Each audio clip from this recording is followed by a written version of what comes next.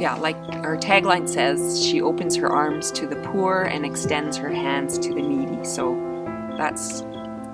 basically my mandate, is to buy beautiful things from Madagascar, because there are beautiful things here, make them available to Manitobans, and then reinvest that money to improve the lives of the people who don't have access to quality resources that help to improve not only individual lives but communities and